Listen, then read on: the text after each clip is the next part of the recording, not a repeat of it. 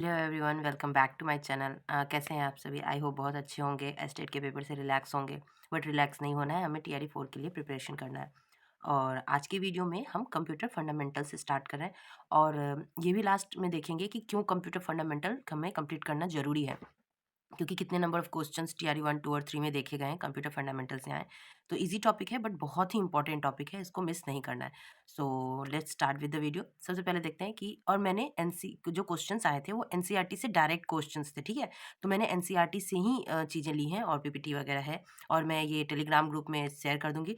जिन लोगों ने भी टेलीग्राम ग्रुप नहीं शेयर किया है वो चैनल के लिंक में है डिस्क्रिप्शन, वहाँ से आप जाएंगे, वहाँ ज्वाइन कर लेंगे और वहाँ से आपको सारे जो स्टडी मटेरियल्स हैं वो मिल जाएगी। Okay, so let's start with the video. सबसे पहले आखिर कंप्यूटर है क्या, ठीक है। कंप्यूटर एक इलेक्ट्रॉनिक डिवाइस है, ठीक है। Electronic device means to say that it needs electricity to start और वर्क, ठीक है। इसी वजह से इसे इलेक्ट्रॉनिक डिवाइस कहते हैं, ना कि इलेक्ट्रिकल या फिर मैकेनिकल डिवाइस नहीं कहते। तो क्या है कंप्यूटर? एक इलेक्ट्रॉनिक डिवाइस है दैट कैन बी प्रोग्राम्ड, ठीक है। अब प्रोग्राम किया जा सकता है। क्यों प्रोग्राम किया जा सकता है? डेटा को एक्सेप्ट करने के लिए। और well while we do accept data, it means it is in we giving the input to the system, ठीक है। Accept the data, process through the CPU and give the result output, and after processing gives output that is called the information. It means that data process होता है और वो information देता है। तो यहाँ से एक क्वेश्चन अराइज होता है कि process data is called what. तो process data is called information, ठीक है। ये क्वेश्चन था टीआरई 1 में है शायद कहीं, तो कि प्रोसेस डेटा को हम क्या कहते हैं, या फिर बहुत सारे एग्जामिनेशन में भी ये क्वेश्चन रहता है। तो प्रोसेस डेटा को हम लोग इंफॉर्मेशन कहते हैं। और कंप्यूटर क्या है? एक इलेक्ट्रॉनिक डिवाइस है, ठीक है, जो कि इनपुट एक्सेप्ट करता है, उसे प्रोसेस करता है और आउटपुट जनरेट करता है इन्फॉर्मेशन के फॉर्म में। ओके, चलिए नेक्स्ट देखते हैं कि अब देखो नेक्स्ट सवाल आपको कंप्यूटर को कंप्यूटर न कह के हम कंप्यूटर सिस्टम कहते हैं। हम भी कंप्यूटर सिस्टम कहते हैं। क्यों कहते हैं computer system? Because it is works with to hardware and both hardware and software का ना दो। अगर मान लो सॉफ्टवेयर नहीं रहेगा तो हार्डवेयर नहीं, हार्डवेयर रहेगा तो सॉफ्टवेयर नहीं, तो इसको टास्क परफॉर्म करने के लिए it needs both hardware and software together, ठीक है।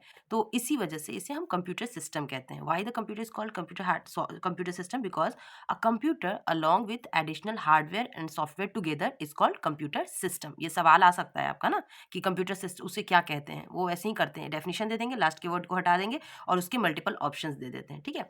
तो ये क्लियर है कि कंप्यूटर को कंप्यूटर सिस्टम क्यों कहते हैं? Because additionally hardware and software together is called computer system. Okay, चलिए अगला सवाल देखते हैं। ये क्वेश्चन था आपका, मैं अभी दिखा दूंगी आपको, टीआरई 2 में था, ठीक है, कि कंप्यूटर सिस्टम प्राइमरली किन किन चीज़ों से मिलकर बना है, ठीक है। तो computer system primarily consist of CPU, memory, input output devices and storage devices, ठीक है। ये कंप्यूटर को चलने के लिए ये चार चीज़ें होनी ही चाहिए, ठीक है। तो सीपीयू कंप्राइजेज ऑफ व्हाट, ये सवाल था आपका। आगे के स्लाइड्स में हम देखेंगे कि कहाँ कहाँ से किस किस तरह से इजी आपको लगेगा कि अरे ये तो इतना इजी क्वेश्चन आता है क्या एग्जाम? बिल्कुल आता है, ठीक है। तो ये हो गया किसी ये इस स्लाइड में हमने देखा कि कंप्यूटर क्या है? एक इलेक्ट्रॉनिक डिवाइस है जो डेटा को इनपुट करता है, उसे प्रोसेस करता है और डिजायर्ड आउटपुट देता है, जो कि इन्फॉर्मेशन कहलाता है। And process data is called information, ठीक है। अब कंप्यूटर सिस्टम क्या है? Hardware and software together is called computer system. और उसके बाद नेक्स्ट हमने देखा कि कंप्यूटर सिस्टम में प्राइमरली क्या क्या चीज़ें होनी चाहिए? CPU, memory unit, input output devices and storage devices. Okay, चलिए नेक्स्ट स्लाइड देखते हैं। ये देखो, ये एक कंपोनेंट है कंप्यूटर सिस्टम का, ठीक है, जिसको चलने के लिए चाहिए सिस्टम को। देखो सीपीयू है, इनपुट डिवाइस है, और अच्छे से ग्राफ देख लो, यहीं से क्वेश्चन वगैरह वो पूछ देते हैं ग्राफ्स पे भी, ठीक है। ये एनसीईआरटी की ही ली हुई है। देखो क्या है, सीपीयू क्या के अंदर क्या हो जाता है? Control unit, ALU and primary memory, ठीक है। अब एएलयू क्या करता है? अच्छा, एएलयू हमारा अर्थमेटिक लॉजिकल यूनिट है, हमें पता है, ये सारे भी अर्थमेटिकल टास्क को परफॉर्म करता है। कंट्रोल यूनिट क्या करता है? डेटा का जो फ्लो है, प्रोसेस का जो फ्लो है, उसे मैनेज करता है, इसको कंट्रोल यूनिट कहते हैं। मेमोरी यूनिट मेमोरी डिसाइड करता है, इनपुट से हम डेटा देते हैं। स्टोरेज में सेकेंडरी स्टोरेज है, तो वहाँ डेटा हमारा परमानेंटली स्टोर होता है, और आउटपुट हमें रिजल्ट देता है, ठीक है। तो ये देख लेना है। चलिए अगला सवाल देखते हैं। The directed line represent the flow of data and signal between the components. कैसे इनपुट से आ रहा है, फिर प्रोसेस हो रहा है, फिर आउटपुट दे रहा है। चलिए नेक्स्ट स्लाइड देखते हैं। क्या है सीपीयू? क्या है? आप विश्वास नहीं करोगे, टीआरई 2 में ये सवाल था कि what is the brain of computer. तो सीपीयू ये सवाल है आपका एग्जामिनेशन, ठीक है। आप पीवाईक्यू देख भी सकते हो। So we can say that it is the electronic circuitry of a computer. अब ये भी पूछ सकते हैं कि सीपीयू क्या है? इलेक्ट्रॉनिक सर्किटरी है कि इलेक्ट्रिकल है? वो ऐसे दे देते हैं ऑप्शंस एग्जामिनेशन में, ठीक है। तो सीपीयू क्या है? CPU is the electronic circuitry of computer that carries out, क्या कैरी करता है? एक्चुअल प्रोसेसिंग क्या करता है, जो पूरा टास्क हो रहा है, प्रोसेसिंग का जो टास्क है, वो सब जितना भी प्रोसेस होगा, कि जितने प्रोसेसेस है P1, P2, P3 सबको पहले कौन सा टास्क परफॉर्म होगा, उसके बाद कौन सा होगा, किसे होल्ड करना है, किसे प्रायोरिटी देनी है, ये सारी चीज़ें कौन सा मैनेज करता है, हमारा CPU। और इसी वजह से इसे हम ब्रेन ऑफ द कंप्यूटर कहते हैं। ठीक है, चलिए अगला, इसे हम it is commonly called processor. अब ये भी पूछ सकता है सीपीयू को और हम क्या कहते हैं, माइक्रो प्रोसेसर, माइक्रो कंट्रोलर या प्रोसेसर, इस तरह से भी ऑप्शन आपको एग्जामिनेशन में मिल सकते हैं। तो CPU is commonly called the processor also.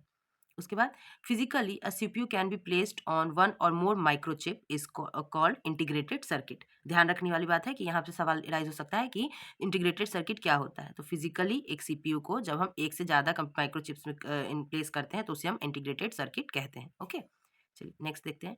IC comprises semiconductor. IC किस चीज़ से बना होता है, सेमीकंडक्टर मटेरियल से। ये सवाल था या होता है एग्जामिनेशन में कि आईसी किस चीज़ से बनी होती है, तो वो हमारा सेमीकंडक्टर मटेरियल से बना होता है। ओके, चलिए, the CPU is given instruction and data through what. CPU को इंस्ट्रक्शंस या डेटा किस थ्रू जाता है, वो प्रोग्राम के थ्रू जाता है। ओके, उसके बाद भी है, जब कभी भी प्रोसेसिंग होती है तो सीपीयू जो है और सीपीयू स्टोर करता है डेटा और इंस्ट्रक्शंस अपने लोकल मेमोरी में। वो जो लोकल मेमोरी है सीपीयू की, उसे हम क्या कहते हैं, दैट इज कॉल्ड रजिस्टर्स। ये सवाल है एग्जामिनेशन में पूछा हुआ कि the CPU stores the data as well as instruction in its local memory, that local memory is called what, RAM, ROM, cache या रजिस्टर। तो देन यू विल मार्क कि the register will be the correct answer. Okay, तो ये बहुत ही CPU जो है ना, बहुत ही इंपॉर्टेंट स्लाइड है, इसको इग्नोर नहीं करना, अच्छे से देख लेना। अदर जो registers, other than registers, register के अलावा सीपीयू के मेन दो कंपोनेंट्स हैं, कौन कौन, एएलयू एंड सीयू। क्या है, arithmetic logic unit and control unit. अब सीयू का डेफिनेशन पूछ सकता है आपको कि कंट्रोल यूनिट क्या है। तो कंट्रोल यूनिट क्या है, एक सीक्वेंशियल इंस्ट्रक्शन एग्जीक्यूशन है। ठीक है, ध्यान रखने वाली बात है, ये सीक्वेंशियली इंस्ट्रक्शन एग्जीक्यूशन है जो क्या करता है, इंटरप्रेट करता है इंस्ट्रक्शंस को और गाइड करता है डेटा फ्लो को थ्रू कंप्यूटर मेमोरी। ठीक है, ध्यान से एक बार फिर से देखते हैं। कंट्रोल यूनिट क्या है, एक सीक्वेंशियल इंस्ट्रक्शन एग्जीक्यूशन है। सीक्वेंशियल, ध्यान रखने वाली बात है, यहाँ पे वो घुमाते हैं ऑप्शन में। ठीक है, ये क्या है, एक सीक्वेंशियल इंस्ट्रक्शन एग्जीक्यूशन है जो इंटरप्रेट करता है इंस्ट्रक्शंस को और गाइड करता है, क्या गाइड करता है, डेटा फ्लो को। किसकी हेल्प से, तो कंप्यूटर मेमोरी की हेल्प से, and ALU input and output devices की हेल्प से। ठीक है, तो ये सीपीयू वाली जो स्लाइड है ना, ये मोस्ट इंपॉर्टेंट है। इसको जितनी बार मल्टीपल टाइम्स आपको अभी पढ़ने में बहुत ईजी लगेगा, लेकिन जब एग्जामिनेशन में यहीं से इस किसी टॉपिक से डेफिनेशन का ऑप्शन चेंज होंगे ना, तो आपको लगेगा अरे काश यार अच्छे से देख लिया था। तो वो गलती ना हो, इसलिए अच्छे से इसको देख लेना। ठीक है, चलिए आगे बढ़ते हैं। हाँ, ये क्वेश्चन माइक्रो प्रोसेसर, ये सवाल था टीआरई 2 में। ये क्वेश्चन था कि CPU is also popularly known as microprocessor. ठीक है, माइक्रो प्रोसेसर क्या होता है, यहाँ पे रजिस्टर क्या होता है, सेमीकंडक्टर क्या होता है, दो और मेमोरी यूनिट, इंटीग्रेटेड सर्किट क्या होता है। ठीक है, प्रोसेसर किसे हम कहते हैं, ये सब सारे सवाल आपको एग्जाम, अगर आपको आता है, बहुत बहुत सारे लोग होंगे जिसको तो बोलेंगे अरे क्या इतना ईजी तो नहीं आएगा। आता सबको होता है, हमने भी पढ़ाई करी थी, लेकिन जिस तरीके से वो उस मोमेंट में एग्जाम में आपको ऑप्शंस फ्लिप करेंगे ना, जैसे मेरे पीएचपी वाले केस में 2-3 लोग और कमेंट अभी भी कर रहे हैं कि मैम पीएचपी का तो full form personal home page नहीं, हाइपरटेक्स्ट प्री प्रोसेसर होता है। I agreed, hypertext preprocessor ही होता है, लेकिन आप देखो मैंने ऑप्शन में हाइपरटेक्स्ट प्री प्रोसेसर नहीं दिया है, वो पर्सनल होम पेज है। ठीक है, तो अगर आपको ऑप्शन में दोनों दिया हो तो आपको पर्सनल होम पेज को प्रायोरिटी देनी है। ठीक है, और अगर जब नहीं हो और हाइपरटेक्स्ट प्री प्रोसेसर हो तो हाइपरटेक्स्ट प्री प्रोसेसर को प्रायोरिटी देंगे, और अगर हाइपरटेक्स्ट प्री प्रोसेसर नहीं दिया हो तो आप पर्सनल होम पेज लगाएंगे कि बोथ आर द एब्रिविएशन। ठीक है, तो इस तरह से बीपीएससी भी करती है, और लास्ट में जब आंसर की जनरेट होती है ना, तो लोग कहते हैं कि हाँ ऐसे तो वो आंसर की में खेला कर देती है बीपीएससी की, एक से ज़्यादा एक से कम। चलिए अगला स्लाइड देखते हैं। इनपुट डिवाइसेस क्या है, इनपुट डिवाइस पे आते हैं। The devices through which control signals, input devices पे ध्यान देने वाली बात है कि कौन सा सिग्नल, तो control signals are sent to a computer are termed as input devices. क्या है, the devices through which control signals are sent to a computer are termed as input devices. यहाँ पे क्वेश्चन अराइज हो जाएगा कि कौन सा सिग्नल इनपुट डिवाइस कंप्यूटर्स में जाता है जिससे टास्क वो परफॉर्म करती है। ठीक है, तो हो जाएगा आपका कंट्रोल सिग्नल्स। स्पेशली उसके बाद नेक्स्ट क्या है कि ब्रेली कीवर्ड्स होता है, are available to help the visually impaired for entering data into the computer. ये भी सवाल था टीआरई 1 में कि जो विजुअली चैलेंज होते हैं उनके लिए कौन सा कीवर्ड होता है, तो वो होता है ब्रेली कीवर्ड। ठीक है, उसके बाद देखो क्या कह रहा है कि data entered through input device is temporarily stored. Temporarily कहाँ स्टोर होता है, मेन मेमोरी में। मेन मेमोरी क्या है, जिसको कि हम लोग अल्सो रैम भी कहते हैं ऑफ द कंप्यूटर सिस्टम। क्या क्या अभी तक हमने देखा कि जो डिवाइसेस जिसके थ्रू कंट्रोल सिग्नल कंप्यूटर में जाता है उसे हम इनपुट डिवाइसेस कहते हैं। जो विजुअली जो चैलेंज लोग होते हैं उनके लिए ये ब्रेल कीवर्ड बनता है जिससे वो कंप्यूटर यूज़ कर पाते हैं। डेटा इंटर होता है इनपुट डिवाइस में जो टेम्परेली स्टोर्ड होता है कहाँ, मेन मेमोरी में। मेन मेमोरी जिसे हम रैम भी करते हैं कंप्यूटर सिस्टम का। ओके, उसके बाद नेक्स्ट क्या है, permanent storage and future storage. The data as well as instructions are stored permanently in additional storage location, जिसको कि हम लोग परमानेंट स्टोरेज को हम सेकेंडरी स्टोरेज कहते हैं। ठीक है, ये हो गया हमारा इनपुट। यहाँ से इनपुट डिवाइस से क्या क्वेश्चन अराइज हो सकता है, ये कंट्रोल सिग्नल वाला। ठीक है, और ब्रेल कीवर्ड ये ऑलरेडी आ चुके हैं, तो आप रैम या परमानेंट टेम्परेरी के लिए वो देख सकते हो, क्वेश्चन आ सकते हैं यहाँ से, या रिपीट भी कर सकते हैं, कौन जाने। दूसरा है आउटपुट डिवाइसेस। अब क्या कह रहे हैं, the devices that receives the data from a computer system for display physical production is called output devices. क्या डिस्प्ले करना, फिजिकल प्रोडक्शन, जो हमें विजिबल हो, तो वो आउटपुट डिवाइस कहलाता है। इट कन्वर्ट्स, अब ये क्या करता है, डिजिटल इन्फॉर्मेशन को ह्यूमन अंडरस्टैंडेबल फॉर्म में। देखो, इनपुट डिवाइसेस में कौन सा सिग्नल, कंट्रोल सिग्नल्स, और आउटपुट में कौन से इन्फॉर्मेशन को कन्वर्ट करेगा, डिजिटल इन्फॉर्मेशन को कन्वर्ट करेगा। किसमें, ह्यूमन अंडर, क्योंकि अंदर तो 0101 चलता है और अपन तो 0101 नहीं समझते ना, अपन तो इंग्लिश हिंदी समझ में आती है अपन को। तो आउटपुट डिवाइस क्या करता है, कन्वर्ट करता है digital information into human understandable form. Printer क्या है, printer is the most commonly used in device to get output in physical form और हार्ड कॉपी। यहाँ से सवाल जनरेट होगा कि the output that we get from the printer is called soft copy और the hard copy, तो hard copy होता है वो। ठीक है, तो ये सवाल था, इसलिए मैंने ये नहीं सोचना कि अरे ये तो सबको पता होगा, ये सवाल था इसलिए मैंने बता दिया। Okay, I hope input output CPU और फंडामेंटल्स क्लियर होंगे। चलिए आगे बढ़ते हैं। इवोल्यूशन, यहाँ से भर भर के क्वेश्चन होता है, भर भर के क्वेश्चन होते हैं यहाँ से। इवोल्यूशन अच्छे से देखते हैं। देखो, फिर 500 बी से, ये भी एनसीईआरटी से लिया हुआ है, ठीक है, ध्यान रखना। इसमें से मैं बता दूंगी कि कहाँ से क्वेश्चन आते हैं, कहाँ से नहीं आ सकते। 500 BC, computing is attributed to be invention of abacus almost 3000 years ago. सबसे पहले 500 बीसी में सबसे पहले क्या डेवलप्ड हुआ था, अबैकस डेवलप्ड हुआ था। ये क्या था, एक देख ध्यान देखो, आ गया ना, ये क्या था, एक मैकेनिकल डिवाइस था, ना कि electronical. Abacus was a mechanical device जो कि कैपेबल है, किस चीज़ के लिए कैपेबल है, कि सिंपल अर्थमेटिक कैलकुलेशंस को करने के लिए, केवल वो जोड़ घटाव कर बीट्स इसमें यूज होते थे। अबैकस देखा होगा आपने, एक बचपन में हमें याद है स्लेट होता था जिसमें बीट्स लगे होते थे, तो अबैकस उसी तरह का डिवाइस है जिसमें कैलकुलेशन बीट्स की हेल्प से होता था। ठीक है, और ये अबैकस क्या है, वो मैकेनिकल डिवाइस है और टाइम ड्यूरेशन इसका 500 बीसी। तीन चीज याद रखने वाली, अबैकस जो है वो मैकेनिकल डिवाइस है, पहला डिवाइस था ये जहाँ से कैलकुलेशन स्टार्ट हुआ। ये सिंपल अर्थमेटिक कैलकुलेशन के लिए यूज होता था और टाइम था इसका 500 बीसी। ठीक है, नेक्स्ट सवाल है, पैस्कलाइन ब्लेस पास्कल, इस ये डेवलप्ड हुआ था 1642 में। इन्वेंटेड अ मैकेनिकल कैलकुलेटर, अब ये भी क्या है, मैकेनिकल कैलकुलेटर ही है, कौन, ये पैस्कलाइन। जिस mechanical calculator known as Pascal calculator या फिर पैस्कलाइन। अब ये किस चीज के लिए यूज हो रहा है, केवल एडिशन और सब्ट्रैक्शन, दो नंबर्स का डायरेक्टली एडिशन और सब्ट्रैक्शन करने के लिए हम पास्कल कैलकुलेटर यूज करते थे जिसको हम पैस्कलाइन कहते थे। And multiplication and division through repeated addition, अब जैसे हम लोग करते हैं ना, एक तो सीधे हो गया एडिशन सब्ट्रैक्शन के लिए, और मल्टीप्लीकेशन और डिवीजन के लिए क्या करते हैं, रिपीटेड एडिशन होता है। देखो, पास्कलाइन एक कैलकुलेटर था, कैसा कैलकुलेटर था, मैकेनिकल कैलकुलेटर था। किसने डेवलप किया, ब्लेज पास्कल ने कैलकुलेटर किया। कब डेवलप किया, 1642 में डेवलप किया। अब इसमें क्या टास्क परफॉर्म कर सकते थे, एडिशन और सब्ट्रैक्शन, और मल्टीप्लीकेशन डिवीजन भी पॉसिबल था, बट रिपीटेड एडिशन सब्ट्रैक्शन से। ठीक है, जैसे 2 + 2 करेंगे तो 4 होता है, 2 2 4 होता है, तो डायरेक्ट मल्टीप्लाई नहीं करना, बोले 2 + 2, जैसे बचपन में नहीं टेबल नहीं याद होता था तो हम ऐड करते थे, वही हिसाब है। ठीक है, तो ठीक है, ये अबैकस और पास्कलाइन क्लियर हो जाएगा। नेक्स्ट यहाँ से आ रहे हैं हमारे चार्ल्स बेबेज, पापा जी आ गए। क्या है, he is also called the father of computer, कि चार्ल्स बेबेज क्या है, एनालिटिकल इंजन डेवलप किया। ठीक है, 1834 में एनालिटिकल इंजन डेवलप हुआ जिसे चार्ल्स बेबेज ने इन्वेंट किया। मैकेनिकल, अब ये भी क्या है, मैकेनिकल कंप्यूटिंग डिवाइस है।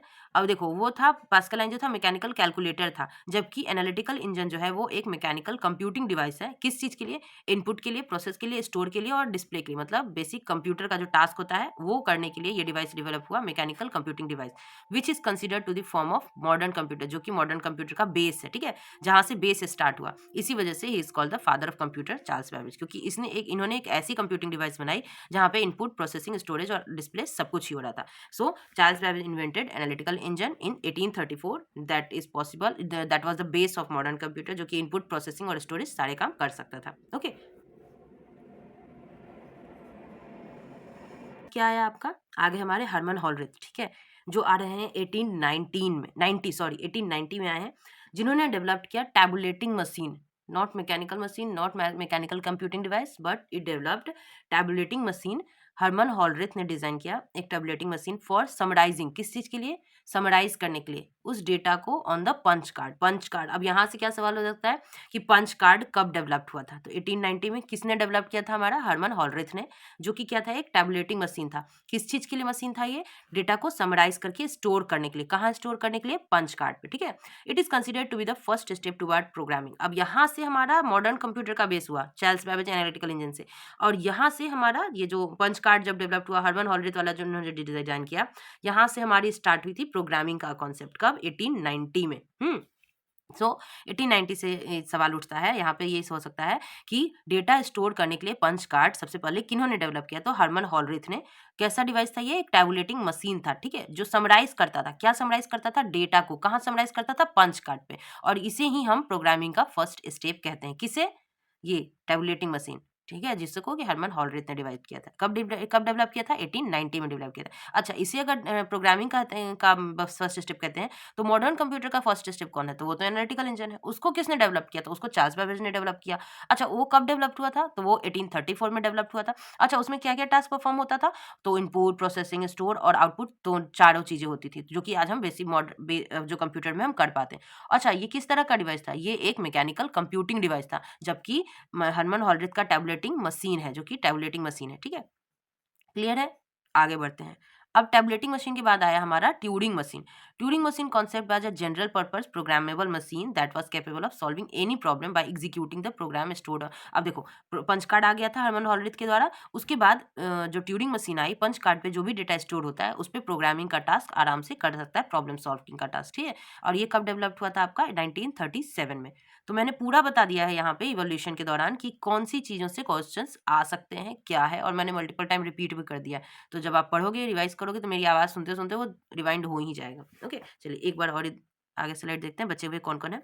यहाँ 1945, ठीक है, ईडवैक और ईएनआईएसी दो इंपॉर्टेंट है, ये देख लेना, इसका एब्रिविएशन भी देख लेना।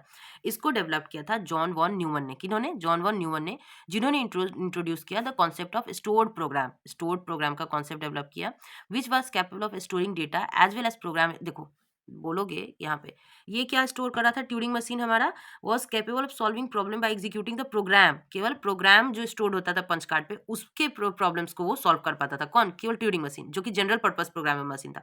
लेकिन जो हमारा एडवैक या ईएनआईसी था, जिसको कि जॉन वॉन न्यूमन ने इंट्रोड्यूस किया था, वो स्टोर्ड प्रोग्राम को कंप्यूटर का कैपेबल स्टोर करता था, ठीक है, जो कि पंच कार्ड पे भी हो और मेमोरी पे भी हो, ठीक है। John von Neumann introduce the concept of stored program computer which was capable of storing data, इस डेटा को स्टोर करना और एज वेल एज प्रोग्राम को इन द मेमोरी, ठीक है, ये ध्यान रखने वाली बात है। ईडवैक और ENIAC computers were developed based on this concept, ठीक है। ईडवैक और ईएनआईसी जो था, ये इसी कॉन्सेप्ट पे डेवलप्ड हुआ था। अगला सवाल देखते हैं, 1947 जो हमारा फर्स्ट जनरेशन वैक्यूम ट्यूब्स आ गया, जिसको सॉरी वैक्यूम ट्यूब के बाद का टाइम आ गया, सेकंड जनरेशन ट्रांजिस्टर डेवलप्ड हुआ। कब डेवलप्ड हुआ, बेल लैब्स में, किसको यूज करके, सेमीकंडक्टर मटेरियल्स को यूज करके, ठीक है। इडवैक ईएनआईसी को डेवलप किया था जॉन वॉन न्यूमन ने, जो कि कॉन्सेप्ट लाया था स्टोर प्रोग्राम कंप्यूटर का, जो कि डेटा को स्टोर भी कर सकता था, प्रोग्राम को कहाँ स्टोर कर सकता है, मेमोरी में। और इडवैक और ईएनआईसी जो था, इसी कॉन्सेप्ट को डेवलप हुआ था, किसने डेवलप किया था, जॉन वॉन न्यूमन ने। कब डेवलप किया था, 1945 में, ठीक है। अब उसके बाद 1947 की बात है, वैक्यूम ट्यूब्स जो था वो रिप्लेस हो गया, किससे रिप्लेस हुआ, ट्रांजिस्टर से, at Bell Labs using semiconductor material. अब ध्यान रखने वाली बात यहाँ पे क्या है कि किसको यूज करके डेवलप हो रहा है, सेमीकंडक्टर मटेरियल्स को यूज करके। कब डेवलप्ड हुआ, 1947 में। कौन, ट्रांजिस्टर, किसको रिप्लेस कर रहा है, तो हमारा वैक्यूम ट्यूब्स को। कहाँ डेवलप हुआ था, तो बेल लैब्स में डेवलप हुआ था, ओके। अब उसके बाद देखो 1970 आईसीज का टाइम आ गया। आईसीज क्या है, एक सिलिकॉन चिप है, ध्यान रखने वाली बात, यहाँ पे सवाल हो सकता है कि इंटीग्रेटेड सर्किट्स क्या है, तो इंटीग्रेटेड सर्किट जो है एक सिलिकॉन चिप है, जो कंटेन करता है इंटायर इलेक्ट्रॉनिक सर्किट एक बहुत ही छोटे से एरिया में। द साइज ऑफ कंप्यूटर यहाँ पे आईसी की डेवलपमेंट के बाद कंप्यूटर का साइज बहुत ही छोटा हो गया था, ठीक है, ये ध्यान रखने वाली बात। यहाँ पे आईसी से बस ये सवाल आ सकता है कि ये किस चीज से बना होता है, ठीक है। 1970 में डेवलप्ड हुआ था। चलिए आगे बढ़ते हैं। अब देखो, इवोल्यूशन तक तो पढ़ लिया। अब यहाँ से स्टार्ट होता है मेन इंपॉर्टेंट चीजें, जो कि आपको मिस नहीं करनी है। यहाँ तक अगर वीडियो में आ गए ना, तो वीडियो को लाइक कर दो, और चैनल पर पहली बार हो तो सब्सक्राइब कर दो, क्योंकि मैं आपको उस तरीके से पढ़ाऊंगी कि जहाँ से आपको एग्जामिनेशन में क्वेश्चंस देखने मिलेंगे, ठीक है। केवल इसे पढ़ा देना नहीं है, एग्जाम क्वालिफाई करने के लिए हम पढ़ रहे हैं, ओके। अब मैं ये बताऊंगी कि आपको एग्जाम में क्वेश्चन क्या क्या आए थे, ताकि आपको ये लगे कि ये कौन ही पढ़ता है, पढ़ना पड़ेगा, क्योंकि एग्जाम में क्वेश्चन यहीं से आएंगे। अब देखो ना कंट्रोल यूनिट अब देखो मैंने बताया था ना कि कंट्रोल यूनिट क्या जनरेट करता है अदर यूनिट्स को कंट्रोल करने के लिए। Timing signal, command signal, control signals more than one of the above या मोर। अब तुम लोग जाओ और वहां जाके देखो कि क्या था कंट्रोल यूनिट, क्या कौन से सिग्नल जनरेट करता है, तो कंट्रोल सिग्नल्स को जनरेट करता है। ये सवाल था टीआरई 2 में। ब्रेन ऑफ द कंप्यूटर मैंने बताया। आप बोलोगे कि कहाँ क्वेश्चन होता है, था ये question. Brain of the computer is CPU. ठीक है। अब देखो यहाँ पे ये मेन खेला करते हैं क्या, ये more than one of the above और नन ऑफ द एबव। ठीक है, तो ये चीज ध्यान रखने वाली बात है। नेक्स्ट देखो, अब देखो इंटेल 8085 माइक्रो प्रोसेसर की ये एनसीईआरटी का टेबल है। ये टेबल से बहुत सारे क्वेश्चंस पूछते हैं, तो जो जो भी टेबल होगा ना बुक में, उसे बहुत अच्छे से देखना। बहुत, मैं भी एक बार करवा दूंगी सारे टेबल्स को, जब आगे माइक्रो प्रोसेसर तक पहुंचेंगे तो मैं इस टेबल को अच्छे से याद करवाऊंगी। मैंने ये जिस तरीके से मैंने याद किया था उस तरीके से करवा दूंगी। तो देखो है ना, इंटेल 805 माइक्रो प्रोसेसर किस जनरेशन में है, एग्जाम्पल दे रखा है इन्होंने, सेकंड जनरेशन में। तो इंटेल 8085। ठीक है, तो first second third more than one of the above. इस तरह से ये टेबल से क्वेश्चंस को निकलते हैं एनसीईआरटी, इस तरह से करती है बीपीएससी। उसके बाद फादर ऑफ कंप्यूटर, देखो बताया था ना चार्ल्स बेबेज आ गए, तो वहां से डायरेक्ट ये क्वेश्चन है कि फादर ऑफ कंप्यूटर कौन थे। Maximum memory size of third generation micro processor. अब देखो यहाँ पे साइज है ना, थर्ड जनरेशन है, और यहाँ पे साइज भी दिया हुआ है, word size 16 bit 16 MB 6 signals. ये इसी टेबल से ये क्वेश्चन निकला हुआ है, ये वाला। समझ में आई बात, ये चीज है।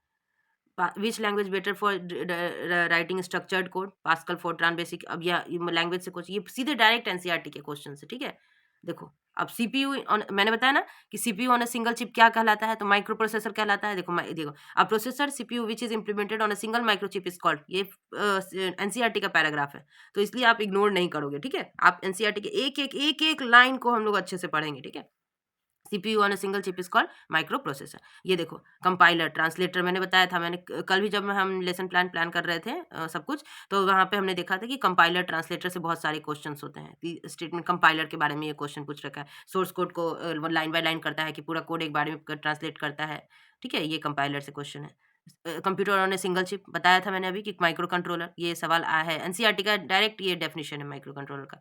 देखो dash is used to store software that does not update. ठीक है, तो ये सब सवाल आपको ऐसे लगेंगे कि अरे इतना इजी क्वेश्चन थोड़ी आता है, लेकिन एग्जामिनेशन का ना माहौल अलग होता है, प्रेशर अलग होता है, तो हमें एग्जाम क्वालिफाई करने के पॉइंट ऑफ व्यू से पढ़ना है। अब देखो ये आगे ट्रांसलेटर डायरेक्ट असेंबलर डेफिनेशन यहाँ पूछ रखा है उन्होंने। Computer program that convert the assembly language program into equivalent to machine language, तो हो गया असेंबलर। सेम यहाँ पे लाइन है वो, convert assembly language to machine language is called assembler. तो ये एनसीईआरटी का ही लाइन है ये, और डायरेक्ट ये डेफिनेशन पूछ देते हैं। ओके, देखो आ गया computer that convert high level language into equivalent machine level language, उससे भी कम आ गया ट्रांसलेटर से सवाल।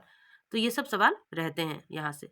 देखो अब computer that runs on a computer hardware and serves as a platform for other software to run is called. अब देखो operating system इसका आंसर हो जाएगा। अब ऑपरेटिंग सिस्टम आपका सिस्टम सॉफ्टवेयर भी तो होता है ना।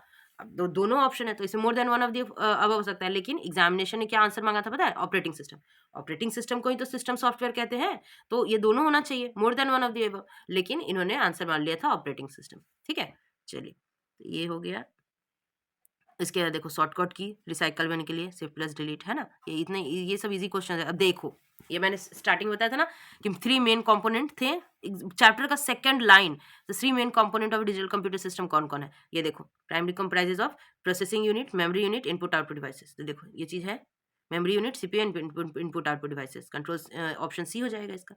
तो इस तरह से क्वेश्चंस बीपीएससी बनाती है, इस तरह से क्वेश्चंस निकलते हैं। ठीक है, टेरा मीन्स देखो ये टेबल है, टेराबाइट, ये एनसीईआरटी का ही टेबल है। देखो आप बोलोगे कि टेरा, ये 2 नहीं है, 2 to the power 20 है। ठीक है, सॉरी ये पीपीटी में बनाने में मिस्टेक है। टेराबाइट का देखो 1024, है ना। तो टेरा टेरा मतलब है, सीधे एक सवाल आ रहा है, तो क्या पता कल को आपको जेटा पूछ दे। जेटा तो बहुत सारे लोगों को ध्यान में भी नहीं होगा, तो मिस नहीं करना है। ठीक है, इस तरह से टेबल्स को देख लेना है अच्छे से। ओके, तो आ गए हैं हम end of the slide, end of the video पे। और वीडियो में यहाँ तक आए हो तो प्लीज़ चैनल को सब्सक्राइब कर देना, और पहली बार आए तो चैनल को और वीडियो को लाइक जरूर कर देना, और अपने कमेंट्स या अपने suggestion input box comment box में मेंशन करते जाना। Thank you so much for watching and keep learning. Thank you so much and all the very best.